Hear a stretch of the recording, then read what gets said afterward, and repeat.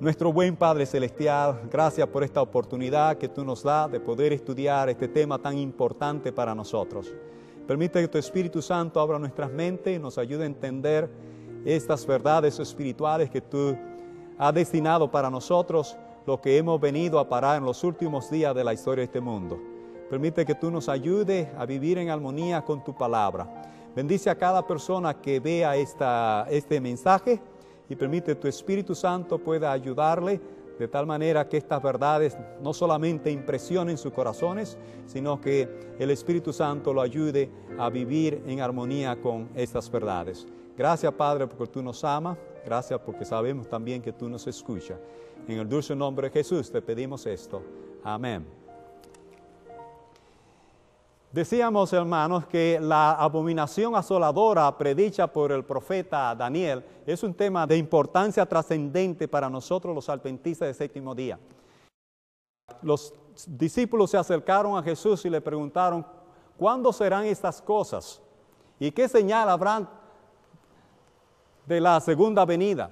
Jesús contestó a los discípulos y mezcló las profecías de la destrucción de Jerusalén con el fin del mundo. Y cuando nosotros leemos el capítulo 24 de Mateo, a veces no lo entendemos perfectamente porque Jesús mezcló los dos acontecimientos. El capítulo 24 de Mateo se refiere a la destrucción de Jerusalén por los romanos y también se refiere o hace referencia a la segunda venida de Cristo. Y en esta mañana nosotros vamos a estudiar, o en esta ocasión vamos nosotros a estudiar este tema tan importante. Y quisiera que ustedes abrieran las Biblias, vayan por favor, abran su Biblia en el capítulo 24 de Mateo. El capítulo 24 de Mateo, el versículo 15 y el versículo 16. Abran su Biblia, Mateo el capítulo 24, versículo 15 y 16. Dice la palabra de Dios, cuando veáis en el lugar santo la abominación desoladora, predicha por el profeta Daniel, el que lea entienda, entonces los que están en Judea huyan a los montes. Estas palabras las dijo Jesús mientras hablaba con sus discípulos y estaba dándole instrucciones específicas acerca de lo que ellos tenían que hacer cuando ellos vieran que los ejércitos romanos se acercaran a la ciudad de Jerusalén. Él le dijo que cuando ellos vieran que se acercaba la abominación asoladora de la cual habló el profeta Daniel, los que se encontraran en Judea debían huir específicamente, dice la palabra de Dios, a los montes. Tenían que salir huyendo a los montes. Ahora, esto ocurrió en el año 70 de nuestra era. Y la importancia de este tema es que el Espíritu de Profecía nos dice que la profecía del Salvador, referente al juicio que iba a caer sobre Jerusalén, va a tener otro cumplimiento. Y la terrible desolación del primero no fue más que un pálido reflejo de lo que será el segundo. Y aquí está, hermano, la importancia de este tema. Lo que pasó en el año 70 en Jerusalén no es más que un pálido reflejo de lo que va a ocurrir en nuestros días. Así que este es un tema importante para nosotros, porque lo que pasó en aquella época nos va a iluminar a qué es lo que va a pasar en nuestra época. Y lo que pasó en aquella época es solamente un pálido reflejo de lo que nos va a tocar a nosotros vivir en estos últimos días de la historia de este mundo. Esa es la importancia del tema. Ahora, primero quiero conversar con ustedes acerca de qué fue lo que pasó en el año 70, para que entonces nosotros podamos entender qué es lo que va a ocurrir, en el futuro. Dice la inspiración en el conflicto de los siglos, la página 29, que tan pronto como los ejércitos, los estandartes del ejército romano idólatra fuesen clavados en el suelo sagrado, que se extendía a varios estadios más allá de los muros, los creyentes en Cristo debían huir a un lugar seguro. Esas fueron las palabras que Jesús les dijo a los discípulos, que cuando vieran la abominación asoladora. Ahora, ¿por qué Jesús usó la palabra abominación asoladora? Note cómo dice la cita que tenemos aquí en la pantalla: tan pronto como los estandartes del ejército romano fuesen clavados en el suelo sagrado. Fíjese que dice tan pronto como los estandartes. ¿Qué es un estandarte? Los estandartes son las banderas o los banderines. El ejército romano, cuando el ejército romano llegó a Jerusalén, lo primero que hizo fue rodear la ciudad por fuera de Jerusalén y clavar los estandartes. Al clavar los estandartes en el territorio sagrado, en la tierra santa de Jerusalén, los romanos estaban diciendo: este pedazo de tierra es de nosotros. Así que ellos se estaban apoderando, comenzaron a clavar esos estandartes. Ahora, ¿por qué dice que eran idolátricos? Cuando estudiamos los banderines de los romanos, encontramos que esos banderines estaban decorados con los diferentes dioses que ellos tenían. Y esto es importante. Es importante que estas marcas que ellos iban poniendo alrededor de la ciudad contenían imágenes de los ídolos o de los dioses de los romanos. Así que por eso Jesús le dijo: cuando vieran en el lugar santo la abominación asoladora que profetizó el profeta Daniel, el que le entienda, los que estén en Judea huyan a los montes. Jesús se estaba refiriendo a esos estandartes que iban a ser colocados en la tierra santa de Jerusalén. Cuando Jesús dijo en el lugar santo, Él no se refería al lugar santo del santuario. Él estaba hablando acerca de la tierra de Palestina como lugar, como la herencia que Jehová le dio a los descendientes de Abraham, Jacob y Isaac, como la tierra santa. Cuando los estandartes romanos fuesen colocados ahí, esa era la señal que se le estaba dando a los cristianos para que ellos huyeran a los montes. Volvamos nuevamente a la cita que tenemos en la pantalla, donde dice: tan pronto como los estandartes del ejército romano idólatra fuesen clavados en suelo sagrado, que se extendía varios estadios más allá de los muros.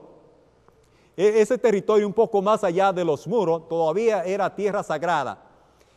Los creyentes en Cristo debían huir a un lugar seguro. Esa fue la instrucción que Jesús le dio a los discípulos. Ahora, ocurre, hermano, que los discípulos, los creyentes cristianos de aquella época, fueron fieles a las instrucciones que Dios les dio. Y esto es un punto que yo quisiera señalar. Se les dio a ellos instrucciones de lo que iba a ocurrir en el futuro y ellos fueron fieles a las instrucciones. Cuando ellos vieron que los soldados romanos llegaron y clavaron los estandartes, los banderines alrededor de la ciudad, ellos entendieron que aquí estaba el cumplimiento de la profecía de Jesucristo. Y note cómo dice la cita que tenemos en la pantalla, dice: ni un solo cristiano pereció en la destrucción de Jerusalén. Cristo había prevenido a sus discípulos y todos los que creyeron sus palabras esperaron atentamente las señales prometidas. Cuando viereis a Jerusalén cercada de ejércitos, había dicho Jesús, sabed entonces que su destrucción ha llegado. Entonces los que estuviesen en Judea huyan a los montes y los que en medio de ella váyanse. Lucas capítulo 21, versículos 20 y 21. Así que es importante, hermanos, saber que los cristianos de la iglesia primitiva o de la iglesia apostólica fueron fieles. Y porque fueron fieles, ni uno de ellos pereció. Ni un solo cristiano pereció en eso y se debió a su fidelidad a la palabra de Dios. En el conflicto de los siglos, en la página 33, la señora White continúa relatando la historia de lo que ocurrió en el año 70. Estamos estudiando el año 70 porque queremos saber qué fue lo que pasó en el 70 para poder entender qué es lo que viene en el futuro y cómo nosotros podemos ser fieles también y obedecer las órdenes que a nosotros se nos han dado. Dice la cita de la pantalla: después que los soldados romanos, al mando del general Cestio Galo, hubieron rodeado la ciudad, abandonaron de pronto el sitio de una manera inesperada. Y eso cuando todo parecía favorecer un asalto inmediato. Perdida ya la esperanza de poder resistir el ataque, los sitiados estaban a punto de rendirse, cuando el general romano retiró sus fuerzas sin motivo aparente para ellos. Empero, la provisora misericordia de Dios había dispuesto los acontecimientos para bien de los suyos.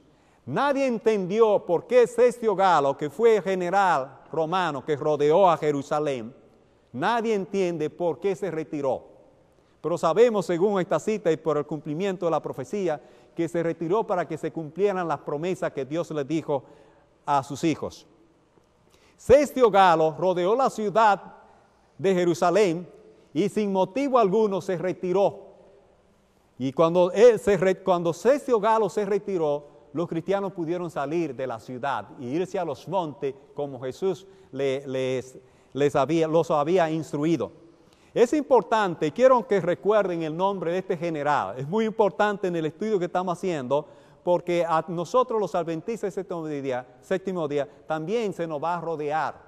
Y cuando veamos esa señal, tenemos que entender y recordar el nombre Cestio Galo. Eso es un nombre muy importante que vamos a necesitar más adelante en este estudio. Sigue la misma cita diciendo, ya estaba dada la señal a los cristianos que aguardaban el cumplimiento de las palabras de Jesús.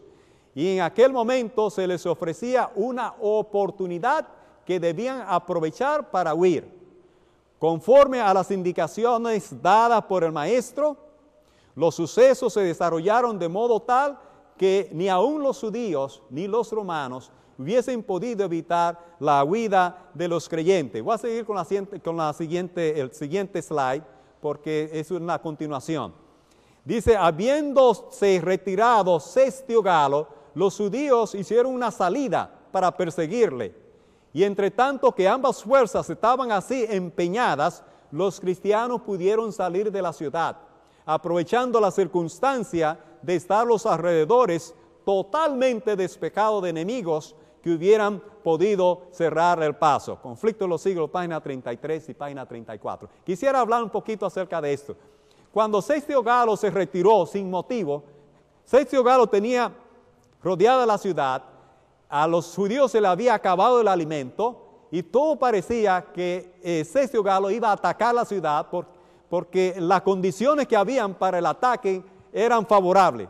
Si Cestio Galo hubiese atacado, hubiese ganado la batalla, pero por razones no inexplicables para los humanos, Cestio Galo se retiró. Y cuando Cestio Galo se retiró, los judíos, al ver que Cestio Galo se retiraba, le cayeron atrás para pelear con los romanos. Y cuando los judíos salieron de la ciudad para pelear con los romanos, los cristianos encontraron todas las puertas abiertas y salieron y se fueron a las montañas como Jesús les había instruido. Voy a continuar con la siguiente cita porque es también continuación de lo mismo. Dice, espantosas fueron las calamidades que sufrió Jerusalén cuando el sitio se reanudó bajo el mando de Tito. Unos años más tarde, unos pocos años más tarde, aproximadamente unos 3 años más tarde, los romanos regresaron a Jerusalén. Pero ahora no vino Cestio Galo. Quien regresó ahora fue el general Tito. Y Tito es bien conocido porque Tito ganó esta batalla y a consecuencia de haber ganado esta batalla o como resultado de que ganó esta batalla en Jerusalén, llegó a ser uno de los césares romanos. Y eso es un dato histórico importante. Así que como 3 años más tarde, después que Cestio Galo se fue, y cuando los cristianos salieron de Jerusalén y se fueron, el general Tito regresó a Jerusalén y sitió la ciudad. Y lo que pasó ahora es espantoso. Vamos a leer esta cita y ustedes verán las cosas espantosas que ocurrieron en Jerusalén. Dice aquí, espantosas fueron las calamidades que sufrió Jerusalén cuando el sitio se reanudó bajo el mando de Tito. La ciudad fue situada en el momento de la Pascua, cuando millones de judíos se hallaban reunidos dentro de sus muros. Los depósitos de provisiones que de haber sido conservados, hubieran podido abastecer a toda la población por varios años, habían sido destruidos a consecuencia de la rivalidad. Y yo quisiera que recordáramos esa palabra. Los depósitos donde estaban las comidas habían sido saqueados debido a la rivalidad interna que habían entre ellos.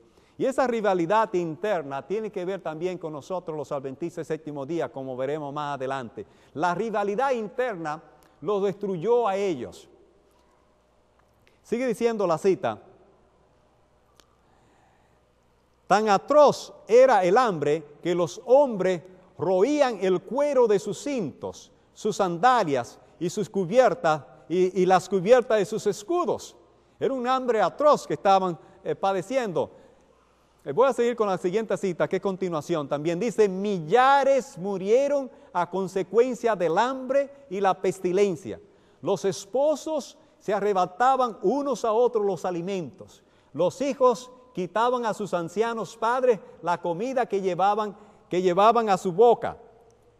Continuaremos leyendo. Dice que la mujer tierna y delicada en medio de ti, que nunca probó asentar un pie en tierra, la planta de su pie de pura delicadeza y ternura, su ojo será avariento para con el marido de su seno, y para con su hijo y su hija, y así respecto de su niño recién nacido, como respecto de sus demás hijos con quien que hubiere parido, porque ella sola los comerá ocultamente, en la falta de todo, en la premura y en la estrechez con que te estrecharán tus enemigos dentro de tus ciudades. Página 35 y página 36. Hermanos, mi querido hermano, esto que pasó en Jerusalén no es más que un pálido reflejo de lo que nos va a pasar a nosotros. ¿Estamos nosotros listos para la crisis que nos espera?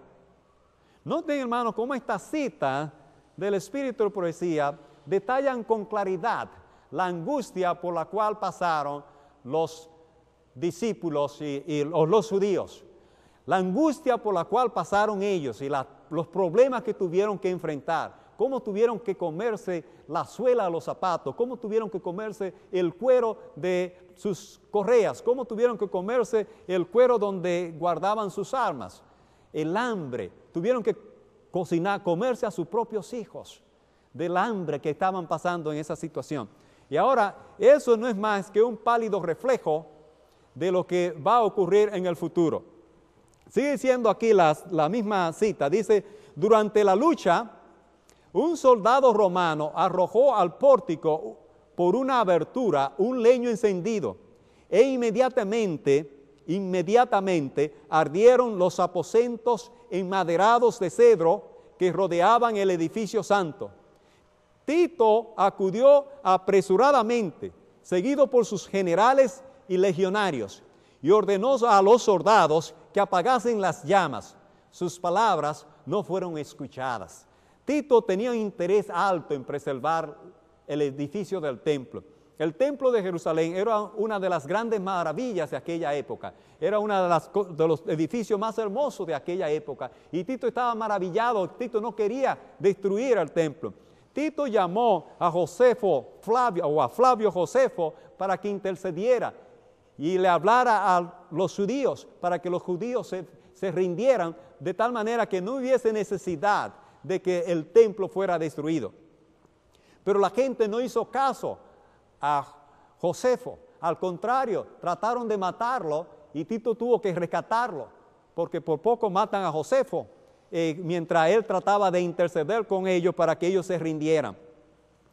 Dice, furiosos los soldados arrojaban teas encendidas en las cámaras contiguas al templo y con sus espadas degollaron a gran número de los que habían buscado refugio allí. La sangre corría como agua por las gradas del templo. Miles y miles de judíos perecieron. Por sobre el ruido de la batalla se oían voces que gritaban, Ishabod, Ishabod, la gloria de Dios se ha alejado. Esa expresión, Ishabod, Ishabod, es una expresión hebrea Y fue la misma expresión que ocurrió cuando en la época de Samuel, en la época del sacerdote Elí, cuando ellos fueron a pelear con los filisteos que llevaron el arca de Dios a la pelea, que murieron los hijos de Elí en la batalla, y cuando los filisteos tomaron el arca del testimonio y se apoderaron del arca del testimonio, los israelitas regresaron huyendo de la batalla, voceando, Ishabot, Ishabot, Ishabot, la gloria de Dios se ha ido la gloria de Dios. Cuando en el año 70 los romanos destruyeron el templo, también dice la inspiración que se oyó la misma voz que decía, Ishabot, Ishabot, la gloria de Dios se ha ido. Para los judíos no había una cosa más grande que su templo. Ellos nunca pensaban que ese templo iba a ser destruido. Por eso se metieron, casi todos se metieron. No había espacio para caminar. El templo se llenó de judíos, porque ellos pensaban ellos decían, templo de Dios es este, templo de Dios es este. Ellos no pensaban que Dios iba a destruir su propio templo. Por eso se llenaron ahí. Por eso leímos en la cita que los soldados furiosos dice que con sus espadas degollaron a gran número de los que habían buscado refugio allí. Dice también la cita, la sangre corría como agua por las gradas del templo y miles de judíos perecieron en esa ocasión. Ahora, esa masacre, hermanos, no es más que un pálido reflejo de las atrocidades que nosotros seremos testigos en un futuro no muy lejano. Sigue siendo aquí el conflicto de los siglos, en la página 40, dice, la profecía del Salvador referente al juicio que iba a caer sobre Jerusalén, va a tener otro cumplimiento. Y la terrible desolación del primero no fue más que un pálido reflejo de lo que será el segundo. Así que, hermano, lo que le pasó al pueblo de Dios, a la nación de Dios, al templo de Dios, no es más que un pálido reflejo de lo que le va a ocurrir al pueblo de Dios, al templo de Dios. Pero nosotros, hermanos, como a los judíos, se nos han dado instrucciones para que no nos ocurra como le ocurrió a ellos.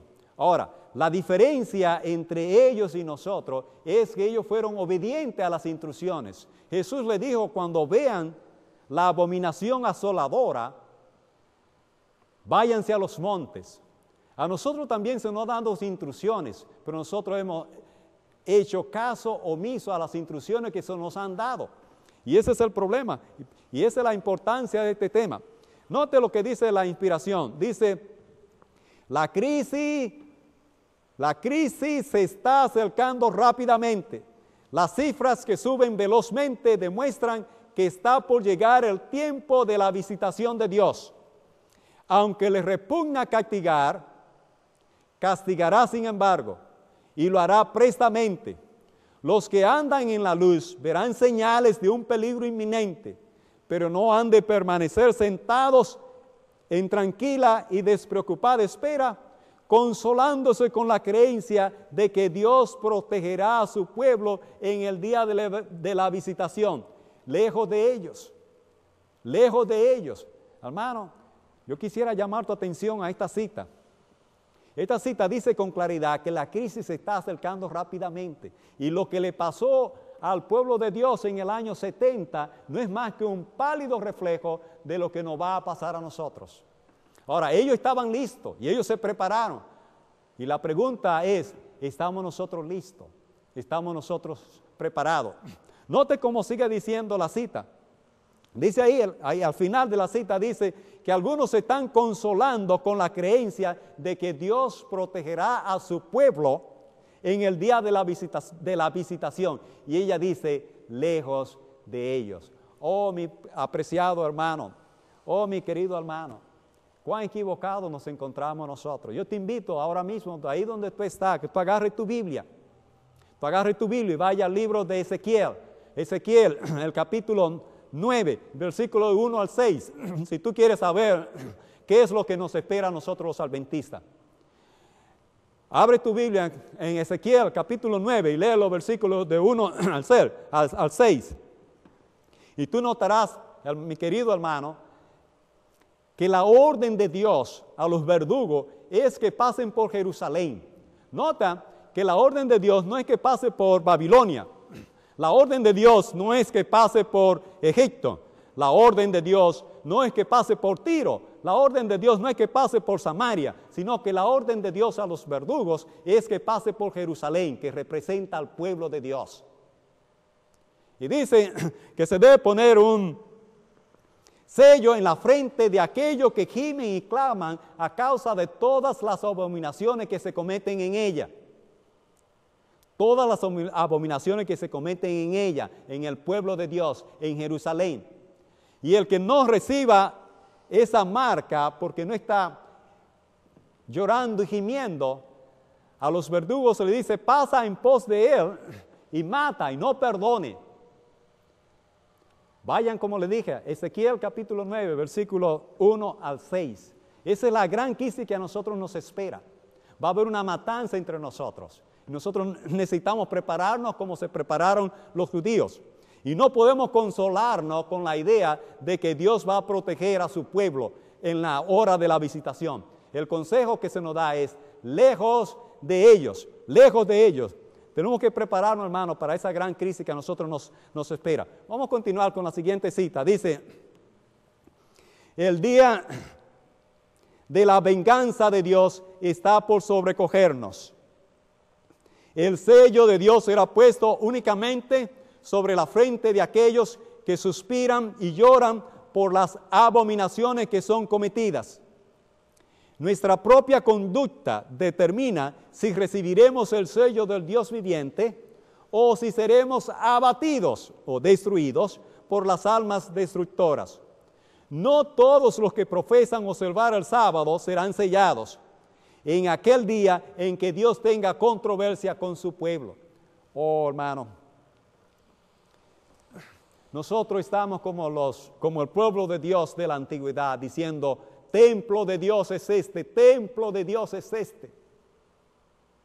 Y no sabemos que los planes y la profecía de Dios tendrán que cumplirse. Y así como Jerusalén fue abatida porque no se prepararon, de igual manera, dice aquí, hermano, en aquel día en que Dios tenga controversia con su pueblo. Dios tiene una controversia con su pueblo. Y necesito llamar tu atención a ese punto, porque si no nos preparamos, vamos a pasar la misma consecuencia. Las profecías son claras y no hay necesidad de que haya duda entre nosotros. Necesitamos prepararnos para la crisis y el día de la venganza de Dios está por sobrecogernos. El día de la venganza de Dios está por sobrecogernos. Aquel día en que Dios tenga controversia con su pueblo. Dice Joya de los Testimonios, tomo 1, página 336. Dice la inspiración.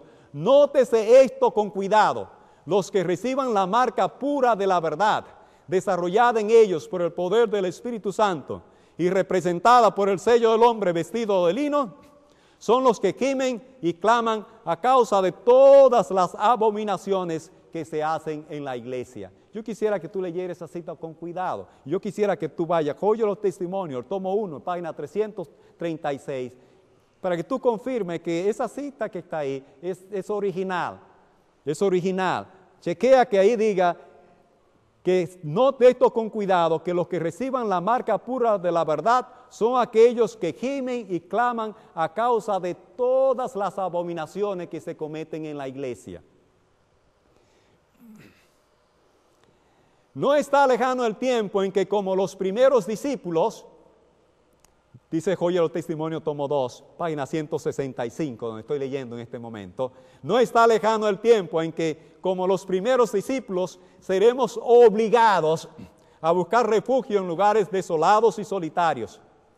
Así como el sitio de Jerusalén por los ejércitos romanos fue la señal para que huyesen los cristianos de Judea, así la asunción de poder por parte de nuestra nación, los Estados Unidos, con el decreto que imponga el día de descanso papal, será para nosotros una amonestación.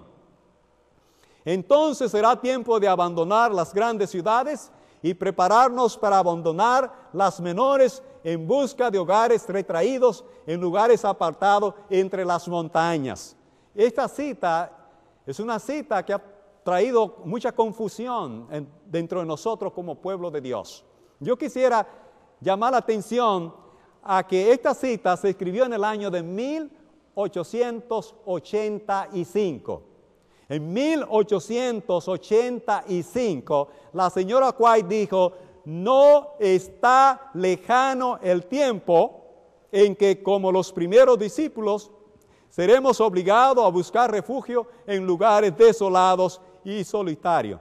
Note la expresión, no está lejano el tiempo. 1885. Y dice que la señal la cita dice que la señal para nosotros saber que debemos buscar lugares desolados y solitarios es cuando los Estados Unidos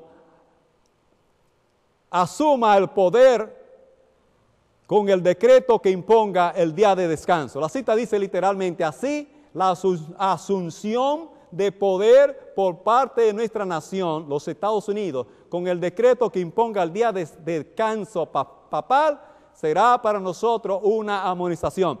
Note la palabra asunción. ¿Qué quiere decir la palabra asunción? La palabra asunción quiere decir asumir, pretender, creer que tiene el poder para hacerlo. Cuando Estados Unidos asuma, dice aquí así, la asunción de poder de parte de nuestra nación, los Estados Unidos, con el decreto que imponga la ley, el día de descanso papal será para nosotros una amonestación. Entonces será tiempo de abandonar las grandes ciudades y prepararnos para abandonar las menores en busca de lugares retirados. Nótese, hermano, que esta instrucción es muy clara. Es exactamente la instrucción que Jesús le dio a los discípulos. Cuando ustedes vean la abominación asoladora, cuando ustedes vean los ejércitos paganos que vengan y rodeen la ciudad, esa es la señal para que ustedes huyan a los montes. A nosotros se nos ha instruido que cuando nosotros veamos que Estados Unidos imponga el descanso papal, esa será la amonestación para nosotros para abandonar las ciudades. Es el mismo caso, es la misma instrucción. A los discípulos se les dijo, a los cristianos se les dijo, cuando vieran los ejércitos romanos rodear la ciudad, esa es la señal. A nosotros se nos ha dicho, cuando Estados Unidos imponga la ley dominical, esa es la señal. Bueno, si esa es la señal, entonces nosotros no necesitamos en este momento salir a los lugares desolados y solitarios. Esa señal todavía no ha llegado, así dicen algunos, hermanos. Pero yo te voy a demostrar algo. Yo te voy a decir que esa cita de 1885 se cumplió literalmente en el año 1888. 3 años después que la señora White dijo, no está lejano el tiempo. Ese no está lejano el tiempo se cumplió 3 años después, en el año 1888. Aquí está la cita, aquí vengo con la cita. Note lo que dice aquí. Y esto es historia, aquí en Estados Unidos. Esto es un hecho histórico. Este es un hecho histórico. El 21 de mayo de 1888 se introdujo en el Congreso de Estados Unidos una propuesta preparada por H.W. Blair de New Hampshire, designada para establecer la observancia del domingo. El título original decía, propuesta para asegurarle al pueblo el disfrute del primer día de la semana, comúnmente llamado Día del Señor, como un día de descanso, y para promover su observancia como un día de adoración religiosa. Este fue el primer intento en la historia de Estados Unidos para establecer una ley dominical federal. Escuche bien. El 21 de mayo, recuerda esa fecha, el 21 de mayo de 1888, en el Congreso de Estados Unidos, Blair introdujo una propuesta, la primera propuesta, hermano, para establecer aquí en Estados Unidos una ley dominical, ocurrió en el año 1888. Después de esa propuesta de Blair, nadie más ha presentado al Congreso de Estados Unidos una propuesta de ley dominical. Esa fue la primera propuesta, ese fue el primer intento histórico en Estados Unidos para establecer una ley dominical federal. No ha habido más intento. No ha habido más intento. Ese fue el primer intento. Ahora, noten lo que ocurrió. Noten la siguiente cita. Yo debo decirle, antes de leer la siguiente cita, debo decirle lo siguiente. El 21 de mayo de 1888 se introdujo en Washington, D.C., la primera propuesta. Ocurre lo siguiente, que en esa época, 1888, no existía el Internet. Así que los hermanos que estaban aquí en Battle Creek no sabían lo que estaba ocurriendo en Washington, porque ellos no pudieron recibir un instant message, ellos no pudieron recibir un email que le dijera a ellos que en el Congreso se estaba introduciendo una propuesta de ley dominical. En aquella época no existía la televisión para que saliera por los canales de televisión diciendo un nuevo intento, una propuesta de ley dominical ha sido introducida. En aquella época no había radio, en aquella época no había teléfono. Así que mientras la propuesta estaba cogiendo fuerza en Washington, D.C., nosotros los adventistas en Battle Creek, en 1888, no sabíamos nada. La iglesia no sabía lo que estaba ocurriendo en Washington. No sabía absolutamente nada de lo que estaba ocurriendo. Que esta cita que tenemos aquí en la pantalla, note la fecha, dice diciembre 11 de 1888. Inmediatamente la noticia llegó a Battle Creek. La revista adventista, Review and Herald, tiró una edición extra. Ustedes saben que cuando hay una noticia de importancia, muchos periódicos tiran una edición extra. Igualmente la iglesia en 1888, día 11 de diciembre de 1888, tiró una edición extra para darle a conocer al pueblo adventista que una ley dominical había sido introducida en el Congreso de Estados Unidos. Así que mira, hermano, la propuesta se introdujo el día 21 de mayo. Y no fue hasta el día 11 de diciembre del mismo año cuando ellos supieron de la propuesta. Son 7 meses después, aproximadamente 7 meses después, que se introdujo la propuesta de ley dominical cuando ellos se dieron cuenta de eso. Note lo que dice la cita, dice, por muchos años hemos aguardado que se promulgue una ley dominical en nuestro país y ahora que el movimiento está ante nosotros, preguntamos, ¿qué va a hacer nuestro pueblo al respecto? Debiéramos buscar a Dios en forma especial para que su pueblo reciba ahora gracia y poder. Note, hermano, voy a poner una cita más también, que salió en la misma fecha, en la edición extra de la Review and Herald, el 11 de diciembre. Sigue diciendo, el movimiento dominical está avanzando en la oscuridad. ¿Por qué dicen la oscuridad? Porque lo que estaba pasando en Washington, ellos no lo sabían en Battle Creek. Así que iba avanzando en la oscuridad. Sigue diciendo la cita, los líderes encubren el verdadero problema y muchos que se unen al movimiento no ven hacia dónde tiende la corriente oculta. Están trabajando a ciegas. No ven que si un gobierno protestante saca los principios que lo han hecho una nación libre e independiente y mediante leyes incorporan en la Constitución principios que propagarán las falsedades y los engaños papales, se hundirán en los horrores del romanismo de la Edad Oscura. Así que la iglesia se puso en acción. Inmediatamente la iglesia supo de esta ley dominical, la iglesia inmediatamente se puso en acción y tiró esas ediciones de la Review and Herald. Ahora, unos días después, el 1 de enero del año siguiente, unos días después, la señora White volvió a escribir en la Review and Herald el siguiente artículo. Dice ella, debemos mostrar al mundo que nosotros reconocemos en los eventos que ahora están tomando lugar en conexión con el movimiento de reforma nacional. Esa palabra, movimiento de reforma nacional, era la manera como se le llamaba al movimiento de la ley dominicana en aquella época. Dice, debemos mostrar al mundo que nosotros reconocemos en los eventos que ahora están tomando lugar en conexión con el movimiento de Reforma Nacional, el cumplimiento profético. Aquello que nosotros sabíamos durante los últimos 30 o 40 años, proclamado que vendría, ha llegado. Y la trompeta de cada atalaya que está sobre la muralla de Sión debe sonar la alarma. Ahora, hermano, llegó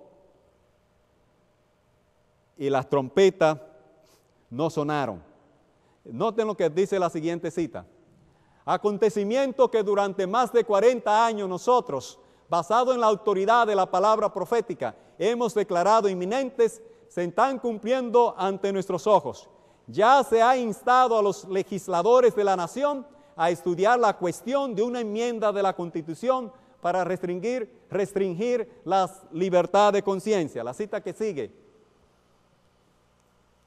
dice, ha llegado a ser de interés e importancia nacional la cuestión de imponer la observancia del domingo. Bien sabemos cuál será el resultado de este movimiento. Y pregunta ella, ¿estamos listos para la crisis? Oye los testimonios, tomo 2, página 319. ¿Estamos listos para la crisis, hermano? Esa es la pregunta interesante. Ahora, sigue diciendo ella, durante muchos años hemos sabido que se promulgaría una ley dominical en nuestro país. Y ahora que el movimiento se ha producido, preguntamos, ¿cumplirá nuestro pueblo con su deber al respecto? Hermano, nosotros no hemos cumplido, ya ustedes verán. En 1888 se formó una institución aquí en Estados Unidos que todavía existe. La tengo aquí en la pantalla, se llama la Alianza para el Día del Señor de los Estados Unidos. No la traduje, la tomé directamente del internet tal como ellos la tienen en el internet. Nótese que abajo donde dice nuestra historia, dice aquí que esa institución fue fundada en el año 1888. Voy a subrayarlo aquí en la pantalla. Dice, la Alianza para el Día del Señor de los Estados Unidos fue fundada en el año 1888. Y esa institución todavía sigue en pie. Voy a seguir adelante con la siguiente cita. Ahora, la pregunta que quisiera hacer a cada uno de ustedes es la siguiente. ¿Entendió la señora White que la propuesta de Blair para enmendar la Constitución de Estados Unidos constituyó el primer sitio de la Jerusalén moderna, el sitio de Cestio Galos? Esa es la pregunta que tengo para ti, hermano. Esa propuesta de Cestio Galo constituyó el primer sitio de la Jerusalén moderna que somos nosotros. Mi querido hermano, ya nosotros se nos rodeó, ya vino Cestio Galo y nos rodeó. Y esa es la señal para nosotros salir de las ciudades. La primera señal, la señal se nos dio. En 1888, recuérdense, la señora White dijo, no está lejano el tiempo. Y 3 años después se introdujo en el Congreso de Estados Unidos una propuesta de Blair para modificar la Constitución. Así que Blair representa en la interpretación profética al general Cestio Galo. Voy a seguir para que noten, hermano, que la señora White entendió que Cestio Galo ya llegó. Cestio Galo ya llegó y ya rodeó al pueblo adventista del séptimo día. Noten lo que dice aquí. El decreto que ordena el culto de este día, el domingo, deberá ser promulgado en todo el mundo. Ahora, escuche lo que ella dice. Ya ha sido promulgado en forma limitada. El poder civil está hablando en varios lugares con la voz de un dragón, así como el rey pagano habló a los cautivos. Nótese lo que dice bien claro, ya ha sido promulgado en forma limitada. Querido hermano, tú que estás esperando la ley dominical llegó en 1888 de forma limitada. Y esa no es la única cita, voy a enseñarte más citas, donde la señora White dice lo mismo. Pero note aquí cómo fue que ella dijo en inglés. Note la declaración de ella en inglés. Note lo que ella dice. Dice, el decreto que enfatiza la adoración del domingo, dice aquí, en un grado limitado, ya ha salido adelante, ya ha salido. It has already gone forward. la ley dominical ya salió de una manera limitada, Ahora, note la siguiente cita.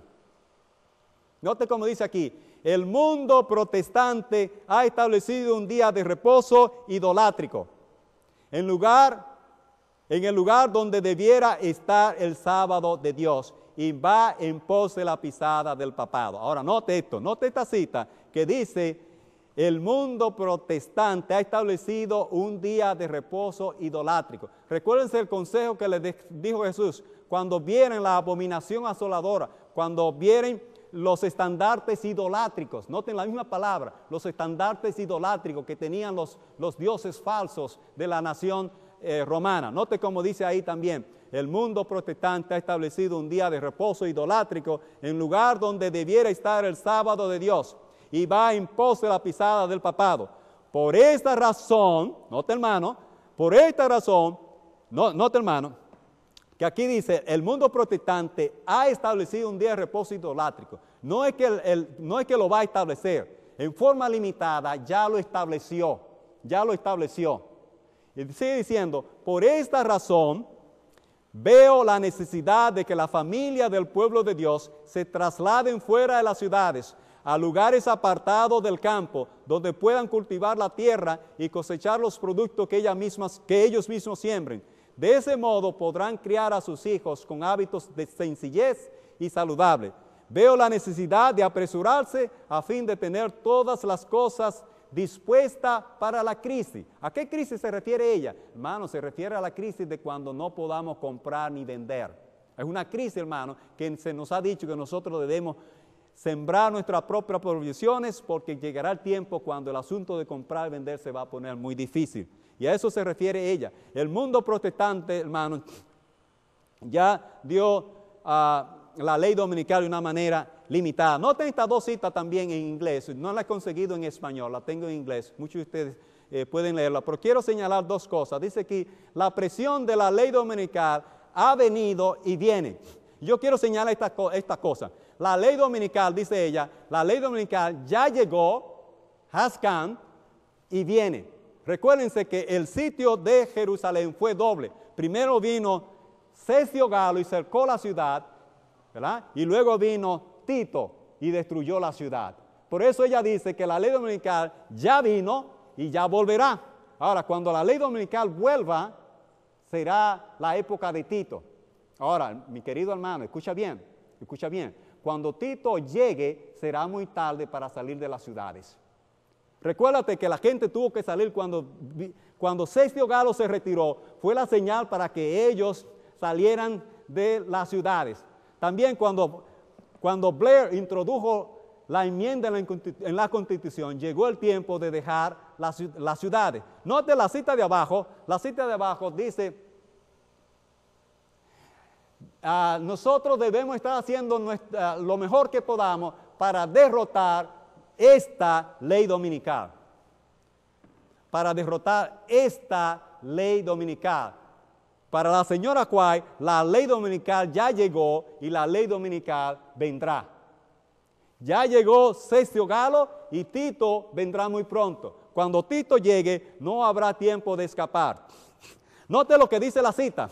No está lejano el tiempo en que, como los primeros discípulos, seremos obligados a buscar refugio en lugares desolados y solitarios. Así como el sitio de Jerusalén por los ejércitos romanos fue la señal para que huyesen los cristianos de Judea, así la asunción de poder por parte de nuestra nación, los Estados Unidos, con el decreto que imponga el día de descanso papal, será para nosotros una amonestación. Entonces será tiempo para abandonar las grandes ciudades y prepararnos para abandonar las menores en busca de hogares retirados en las montañas. Note, hermano, claramente, no está lejano el tiempo. Ya le dije que esa cita se cumplió 3 años después. Esa cita se escribió en 1885 y en el 1888 Blair introdujo la reforma en la Constitución. Note, hermano, que yo le decía que para la señora Quay en la cita anterior decía que no está lejano el tiempo. para que tengamos que abandonar las ciudades. No está lejano el tiempo, dijo ella en 1885. Pero miren esta cita de 1903, ella dice, ha llegado el tiempo.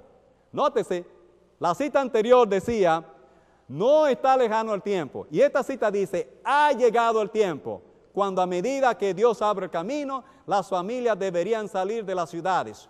Los niños deberían ser llevados al campo. Los padres deberían conseguir un lugar tan apropiado como lo permitan sus recursos. Aunque la casa sea pequeña, debe estar rodeada por terrenos que puedan ser cultivados. Note, hermano, esa cita, ha llegado el tiempo. Ahora, note la siguiente también. Salid de las grandes ciudades tan pronto como os sea posible. Fíjese, hermano, ella decía, no está lejano el tiempo, decía ella en el 1885, pero ahora en 1900 está diciendo, salid de las grandes ciudades tan pronto como sea posible. Ahora, note cómo dijo ella esto en inglés. Hay una diferencia en esta cita. En español dice, salid de las grandes ciudades tan pronto como sea posible, pero note que en inglés dice, salid de las grandes ciudades as fast as possible, queriendo decir, tan rápido como sea posible. Nótese que en español dice, salid de las grandes ciudades tan pronto como sea posible. Pero ella no dijo, salgan tan pronto como sea posible. Ella dijo, tan rápido como sea posible. Hay una gran diferencia en tan pronto comparado con tan rápido. Debemos salir de la ciudad tan rápido como sea posible. Ese es el mensaje de Dios, hermano. Note la siguiente cita. Fuera de las ciudades, fuera de las ciudades. Este es el mensaje que Dios ha estado dando. Voy rápidamente a seguir aquí. Dice, antes de destruir a Sodoma, Dios mandó un mensaje a Lot. Escapa por tu vida. No mires atrás, ni pares en toda la llanura. Escapa al monte. Nótese que dice que debía escapar al monte. No sea que perezca. La misma voz amonestadora fue oída por los discípulos de Cristo antes de la destrucción del templo. Y cuando vieres a Jerusalén cercada de ejércitos, sabed entonces que su destrucción ha llegado. Entonces los que estuvieren en Judea huyan a los montes. Note la expresión. Ahora note la cita que sigue. Dice, así fue en los días de Noé. Así ocurrió en el caso de Lot. Así en el de los discípulos ante la destrucción de Jerusalén. Y así será en los últimos días. De nuevo se oye la voz de Dios con un mensaje de advertencia. Como en día de Noé y Lot, es necesario separarse decididamente del pecado y de los pecadores. Note cómo dice, tenemos, hermanos, que separarnos del pecado y tenemos que separarnos de los pecadores. Note bien lo que dice la cita. No puede haber transigencia entre Dios y el mundo, ni se puede volver atrás para conseguir tesoros terrenales. No podéis servir a Dios y servir a Mamón. Siguiente cita. Dice, esta madrugada no pude dormir después de las 2. Durante la visión de la noche me veía a mí mismo en una junta. Rogaba a varias familias que aceptasen las instrucciones establecidas por Dios y saliesen en las ciudades para salvar a sus hijos. Algunas de ellas dejaban pasar el tiempo sin tomar una determinación. Los ángeles de la misericordia apresuraron a Lot, a su esposa y a sus hijas, tomándolos de las manos. Si Lot se hubiese apresurado tal como el Señor lo deseaba, su esposa no se habría convertido en una estatua de sal. Sigue siendo la siguiente cita. Sigue siendo, es continuación de la misma cita. Lot adolecía de un marcado espíritu de dilación. No seamos como él era. La misma voz que amonestó a Lot a que saliese de Sodoma nos ruega, salid de en medio de ellos y apartaos y no toquéis lo inmundo. Noten, hermano, noten la palabra de Dios. Noten la palabra de Dios. La misma voz que amonestó a Lot a que saliese de Sodoma nos ruega, salid de en medio de ellos, apartaos y no toquéis lo inmundo. Aquellos que obedezcan esta amonestación encontrarán un refugio. Ahora, note la palabra refugio. ¿Qué quiere decir la palabra refugio? El refugio es donde usted huye para salvar su vida. Y si usted no entra al refugio, usted pierde su vida. Que cada hombre esté bien despierto y procure salvar a su familia. que se ciña para realizar el trabajo. Dios revelará punto por punto qué debe hacer después. Es un asunto de fe, querido hermano. Es un asunto de fe. Dios va a revelar punto por punto lo que debemos hacer más adelante. Nosotros necesitamos seguir la orden por fe. Dios le dijo a Moisés cuando estaba frente al Mar Rojo, marcha, dile al pueblo que marche. Y Dios nos está diciendo hoy día también, dile al pueblo que marche. Dios va a revelar punto por punto lo que nosotros debemos hacer en el futuro. Sigo con la otra cita. Dice, una y otra vez el Señor ha instruido a los miembros de su pueblo a que saquen sus familias de las ciudades y las lleven al campo, donde puedan cultivar sus propias provisiones, porque en el futuro el problema de comprar y vender será muy serio. Ahora deberíamos prestar atención a la instrucción que se nos ha dado vez tras vez. Salid de las ciudades e id a los distritos rurales, donde las casas no están apiñadas una al lado de las otras y donde estaréis libres de la interferencia de los enemigos. La cita, voy a seguir leyendo la cita. Dice la siguiente, hay que prestar atención a la implantación de diversas industrias. Aquí quisiera hacer un comentario muy importante. ¿Qué es un puesto de avanzada? Muchos de ustedes ni siquiera han escuchado la palabra puesto de avanzada, y eso es vergonzoso, ser adventista el séptimo día y no entender cuál es el plan de Dios para los últimos días. Un puesto de avanzada es un lugar estratégico fuera de la ciudad. Y en ese lugar estratégico fuera de la ciudad es donde nosotros los adventistas debiéramos estar viviendo. En ese lugar estratégico tienen que haber industria, tienen que haber escuela. Tiene que haber escuela para la educación de nuestros hijos, tiene que haber escuela de entrenamiento misionero, tiene que haber agricultura, tiene que haber industria. Dice aquí, por ejemplo, esta cita que tenemos en la pantalla, dice, hay que prestar atención a la implantación de diversas industrias que pueda dar empleo a familias pobres.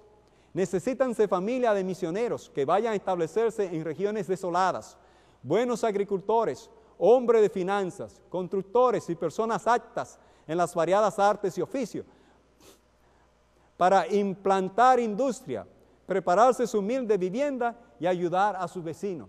Esas industrias, hermanos, deben estar en los puestos de avanzada para que haya empleo. Tengo otra cita que tal vez sea un poco más clara para ustedes. Dice aquí, el Señor nos ha indicado repetidamente que debemos trabajar en las ciudades de ese puesto de avanzada, ubicados fuera de ellos.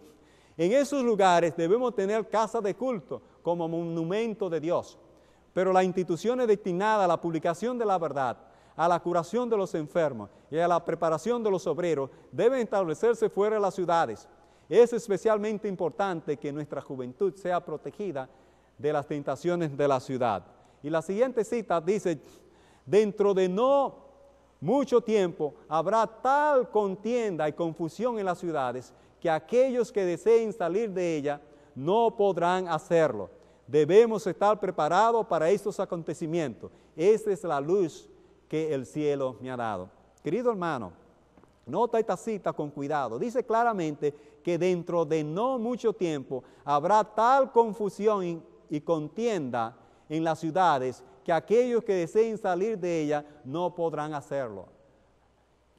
Querido hermano, Cestio Galo ya llegó en 1888 y cuando llegue Tito, dice esta cita, no podremos salir de las ciudades como le pasó a los judíos. Va a haber una confusión tan grande que cuando querramos salir de las ciudades será muy tarde. También los judíos, cuando ellos quisieron, ya no pudieron. Y la sangre de ellos dice que corría por las gradas porque no se prepararon. Ahora, los cristianos en el año 70 fueron fieles al mensaje de Dios. Y ni un solo cristiano pereció porque fueron fieles. Pero y nosotros los adventistas del séptimo día, ¿hemos sido fieles al mensaje que se nos ha dado? Desde 1888 para acá, la profeta de la iglesia adventista del séptimo día nos ha estado diciendo que debemos salir de las ciudades, ir a establecer puestos de avanzada, en esos puestos de avanzada, almacenar, cosechar los productos y almacenarlos para cuando llegue la época en que comprar y vender sea difícil. Pero nosotros no hemos hecho eso. Nosotros hemos tomado una actitud despreocupada y peligrosa. Dios le dijo a Noé que preparara un arca y le dijo que en esa arca tenía que poner alimento para él y para los animales. Ahora, imagínense a ustedes que Noé hubiese dicho, bueno, lo importante es dar el mensaje. Nosotros, imagínense a Noé frente a sus hijos, diciendo a los hijos, miren, hijos, lo importante es dar el mensaje al mundo.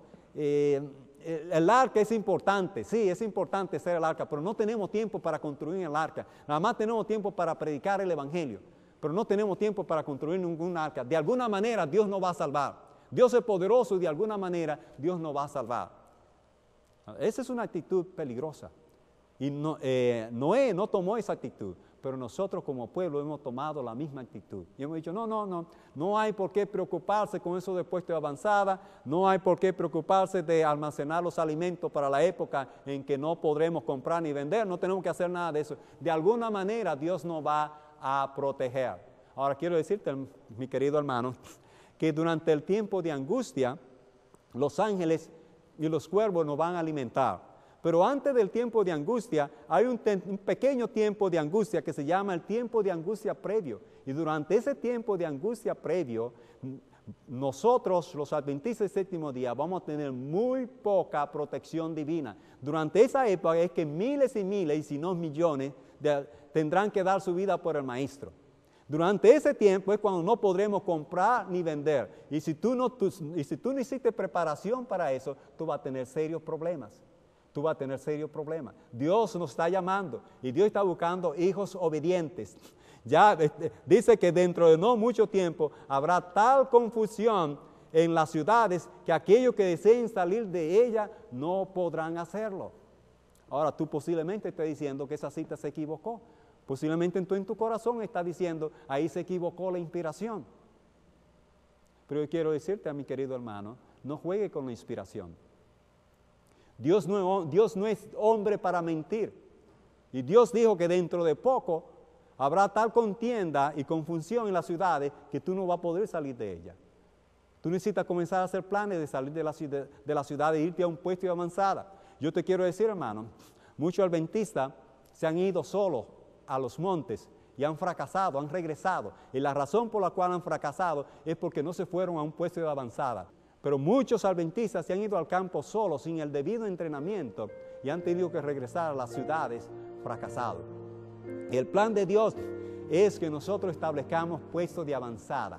Por eso te recomiendo que visites nuestro sitio en el internet, www.upavision.com, donde están las instrucciones de cómo nosotros debemos trabajar para establecer puestos de avanzada. Dios te bendiga, mi querido hermano, en esta ocasión. Dios sea contigo y te guarde y te haga resplandecer su rostro sobre ti y permita que esta verdad es tan importante para nuestro crecimiento espiritual pueda ser entendida y pueda ser manejada. Si usted tiene preguntas acerca de este tema de obediencia, comunícate con tu servidor. Puedes escribirme a ruben@upavision.com. Repito mi email, ruben@upavision.com. Si tienes preguntas, escríbeme ahí. Estoy dispuesto a contestar tu pregunta. Que Dios te bendiga, mi apreciado hermana. Dios te bendiga, mi apreciada hermana.